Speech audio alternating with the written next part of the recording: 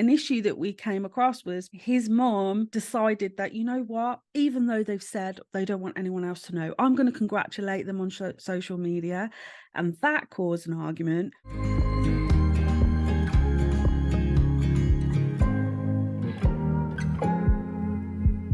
Hello and welcome to the Guest Book Podcast. I hope you're well, and I hope that you've been working through this bridal self-love journey. We are on week 5 this week, but I just want to do a little recap on week 4, which was all about body acceptance and trying to build our confidence with ourselves. And one powerful phrase I used last week is that you are wedding ready just the way you are. You are. It's just all the bells and whistles that we attach to weddings to make us feel like we're not worthy of getting married exactly how we are. So last week we had a look at what our thoughts and feelings are about our bodies, feeling how society has made us feel about ourselves and our self-worth. And we had a look at appreciating our bodies and celebrating them. And then I did a quick body scan. I say quick, I think it was like 8 minutes long. So I will be cutting that scan out or redoing it as well to do an individual one. So if you want to listen to just the scan on its own, I'll be doing that soon as well. So I hope you had a good week. I know some of my brides who I'm working with find the body scan really useful, especially when feeling a little insecure. They just check in with themselves. So I've had some progress last week with my brides over that because we did a group body scan together. So all 9 of us was on a Zoom doing this body scan, which was quite cool. And then we all checked in and spoke about how we were feeling, what we were thinking, if our self-talk is any better this week, and just really thinking bigger about our weddings and how we're going to feel on our big day, and just checking in with ourselves in that respect. So if you do have any questions on any single week that we've done, any single episode in this series, please just let me know. Hit me up with a DM on Instagram, or you can send me an email at info@theweddingplanningcollective.com. So this week is such an important week. This week we're talking about boundaries. And you may automatically, naturally set boundaries. We don't kind of look at boundaries as we need to set this now and we need to do this now. It kind of just happens, like it should happen naturally. But some of us, we may not be so strong in setting those boundaries, or we might be a bit lax in having boundaries in place. So we're going to look at boundaries this week, and it is super, super important that we have strong boundaries on our wedding planning journey. Now, without strong boundaries, we can find ourselves people pleasing. We can find ourselves saying yes when we mean no, and vice versa. We mean no when we mean yes. We can start kind of disconnecting from ourselves and abandoning ourselves in what it is that we want. Like, we feel unwilling to kind of say what it is we want or what we desire. And when we do that and we lose that direction, we lose trust with ourselves. So setting boundaries is super important in life. So if you are struggling, this episode is one for you. Now, boundaries is one of the greatest acts of self-love that we could ever do for ourselves. Why?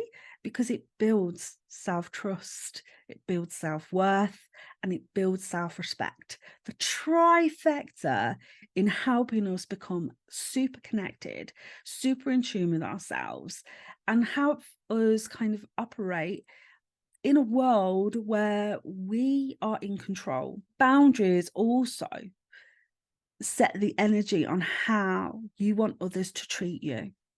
So it's super important to have those boundaries in place. Now, years ago, I worked in a call center. It was my very first full-time job. And I'd found myself in this little group of friends. We're all around the same age, in our early 20s. And I thought, first-time job, not sure what to expect. It was a culture shock, let's be fair. And I remember sitting there on my we had like pod. It was a pod, just a group of people, a team. And one day this lady approached me. She was like approaching her 30s, and I found her intimidating. And her energy was quite strong, her persona, her boundaries were there. Like, I didn't know this at the time. And she had observed that my so-called friends at the time were saying things, doing things, overstepping the mark. And she didn't like the way that I was being treated, but I did not see this, or I was too close to the situation to see what was actually going on. And she approached me one day, and I was like thinking that I was going to get telling off or something. And she said, Kelly, I just want to talk to you about something. You've not done anything wrong, but I just want to talk to you about something. And I was like, oh God, here we go. And she's like, your friends are seeing and taking your kindness as a weakness and taking advantage of that. And the things that they are saying, the things that they are doing is because you don't have those kind of boundaries in place to say, you know, this is my self-respect, this is my self-worth, I love myself enough. And I remember years after always having that in my head, like, why are people taking my kindness for a weakness, and not understanding it's because I need to have set and firm boundaries for myself. So what I would like other people to treat me and how I treat myself. And so from that day, I mean, this is like 20 odd years ago now. From that day on, like, I thank that lady, her name was Claire, for instilling that in my head, that it's important to have those boundaries because it shows how other people are going to treat you. Now, wedding planning and boundaries go hand in hand. And if you don't have any, or if you are someone who is a people pleaser, or you kind of have lax boundaries, you're going to find wedding planning quite difficult, because you're going to run into conflicts, you're going to run into like family politics. You're not going to know when to say yes and when to say no. So it's very, very important to have boundaries whilst wedding planning. Now, wedding planning and weddings in general bring out the best and the worst in us and in other people. Don't fall into the trap of people pleasing and of worrying what other people think, because let's be honest, we can't control any of that. Also, like being forced to do things that we don't want to do, or being unwilling and unable to make a decision, because we have that disconnect. We may not want to make a decision, or unwilling to make a decision. And let me tell you, there's a lot of decisions when it comes to wedding planning. And also, ultimately, we don't want to put ourselves last, or our needs and ourselves last. That is the trap that we fall into, because we want to make sure that everyone else is happy. If you do that, you're going to find it very, very difficult to do the things that you want to do, to show up on your wedding day the way you want to act and have the experience that you want, because you're focusing on everybody else. And the famous saying goes, you know, you can't please everybody. It's impossible. So just do the things that you and your partner really want. Now, often we fear that if we put a boundary in place, we're going to push people away. But that couldn't be further from the truth. Setting boundaries allows other people to feel safe and connected. There's also that no longer of feeling uncertainty or having any underlying like confusion or disappointment or resentment or frustrations or doubts on what it is that you want and need and desire, because other people have a clear picture then.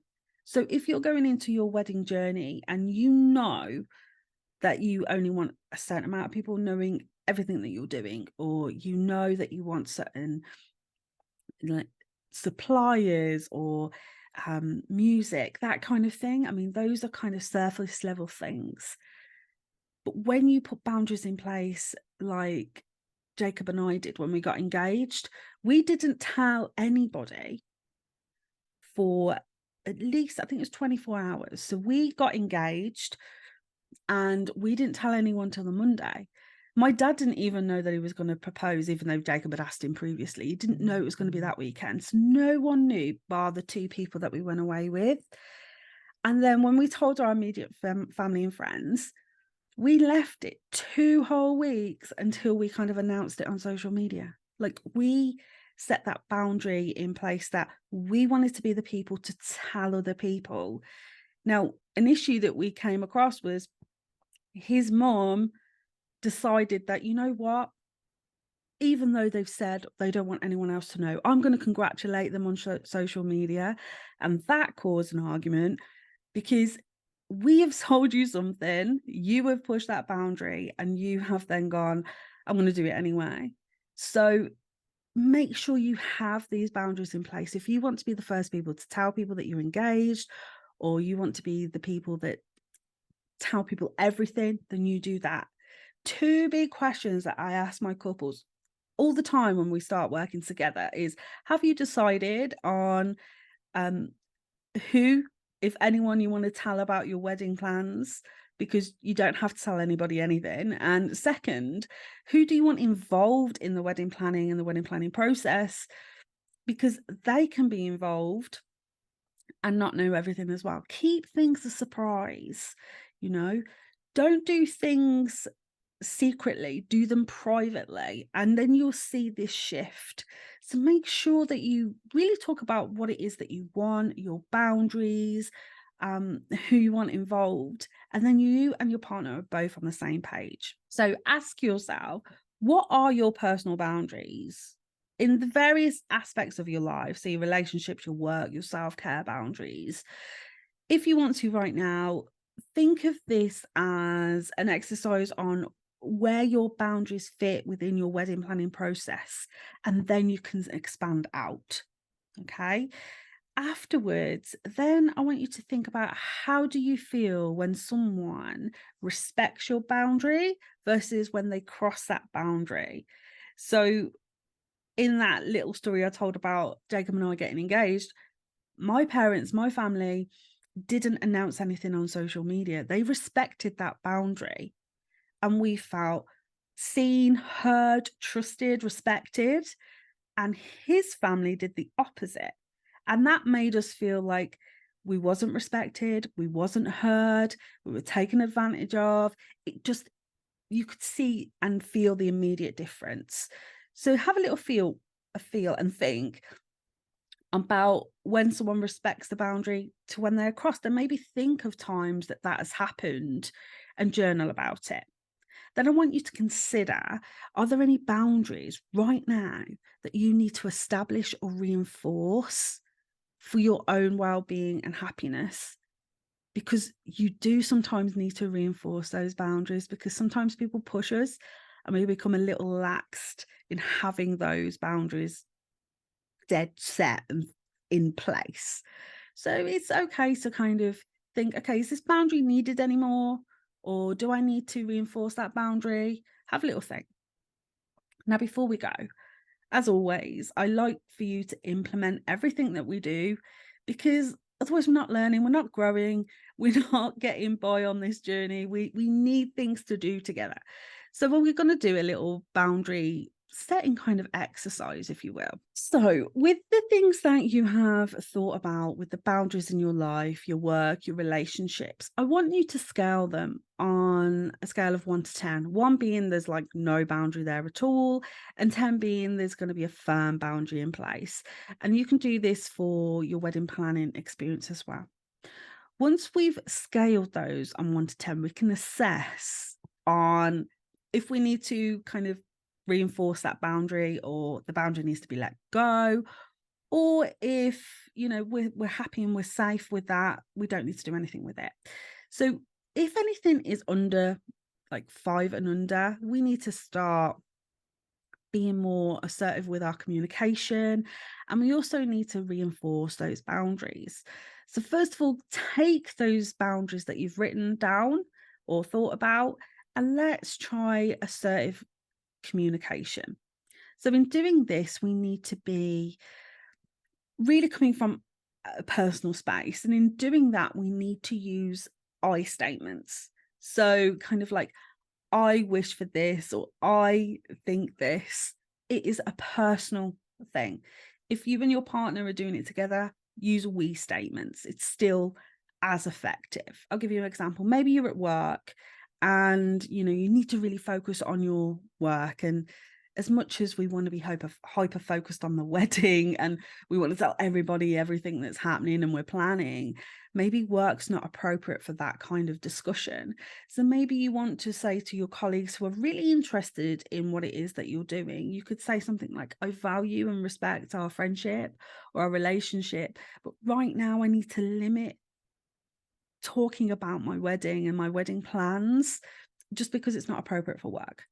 And then if that boundary is still pushed and they're only inquisitive, maybe they're just really interested, but if it keeps getting pushed, you can just say, I've said this, I have said that, I can't discuss this at work, maybe on another appropriate time on lunch break or in our free time, but right now is not appropriate, so would you mind stop asking?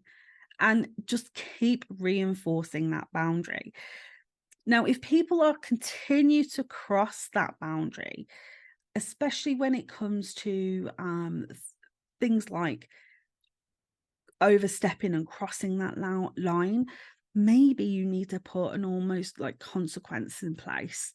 It sounds harsh, but sometimes we need to actually physically say, if you do this, this is what will happen.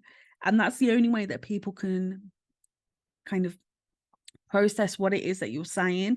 And because there's a consequence, it stops them from crossing. From that personal story I told about our engagement, the actual consequence for that action was that we wouldn't discuss any wedding plans with them because we couldn't trust that they would keep it to themselves. Now, I know that people are excited and I know that people want to get involved. But ultimately, if you can't respect my boundary from the beginning, I'm not going to be able to trust you later on down the line. So have a little think about assertive communication and if any boundaries need reinforcing. If you are lost or if you want to talk and see how you can reinforce your boundaries, always come and speak to me over on Instagram or send me an email at info@theweddingplanningcollective.com and really have a think about boundaries. Boundaries are really, really important. They really are, especially on your wedding planning journey. So as always, you can find a lot more information on this over on my blog at theweddingplanningcollective.com/blog. You can download the self-care planner. I haven't got it with me right now, but I'll add a link to the description. So you literally just click it and it will rock up in your inbox and you can follow along at your own pace. So for now, set those boundaries, get really clear on it, get really strong on it. You can assert boundaries without being kind of aggressive. I know people think that boundary setting is aggressive. You can be kind, you can be gentle, but you can also be assertive in knowing what it is that you want. So I hope you have a great week. You set those boundaries. And if you have any questions at all, just let me know.